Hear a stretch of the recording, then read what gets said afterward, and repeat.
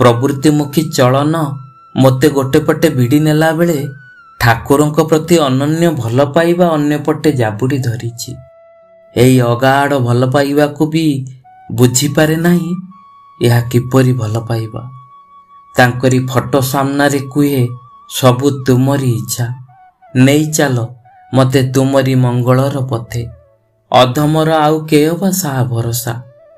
ତୁମେ ଏତେ ସାଧାରଣ ହେଲେ ଚଳିବନି ଠାକୁର, ଦିଅ କଠୋର ଶାସ୍ତି ମୋତେ। ଯେବେ ଯାଏ ମନୁ ପାଶୋରି ତୁମକୁ, ସେତେବେଳେ ସିନା ପ୍ରବୃତ୍ତିମୁଖୀ ଚଳନ ମୋତେ କାବୁ କରିନିଏ।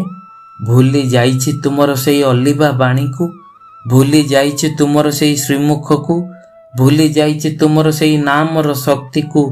ଅନେକ ଥର ଭୁଲ ବାଟରେ ଯାଇଛି ପ୍ରଭୁ, ଥରି ଉଠିଛି ପାଦ, ଭରି ଯାଇଛି ଅଶ୍ରୁ ଏଇ ଯୁଗଳ ନୟନେ। କମ୍ପି ଉଠିଛି ସେଇ ହୃଦୟର ସ୍ପନ୍ଦନ। କିଏ ସତେ ଯେପରି ଆସି କୁହେ, ଆରେ ଭୁଲି ଗଲୁ କି ମୋତେ? ଏତେ ଦିନର ତପସ୍ୟା ଦେଲୁ ଶୁକୁଆ ପୋଡ଼ାରେ।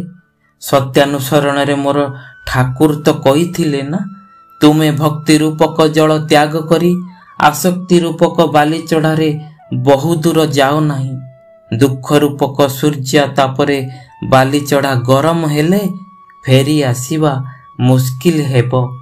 ସେଇଥିପାଇଁ ଅନେକ ସମୟରେ ଆମେମାନେ ପ୍ରବୃତ୍ତିର ପ୍ରରୋଚନାରେ ପଡ଼ି କରିବ ସେ ଅନେକ ଭୁଲ ଡିସିସନ୍, ଯାହା କ୍ଷମାଯୋଗ୍ୟ ନୁହେଁ।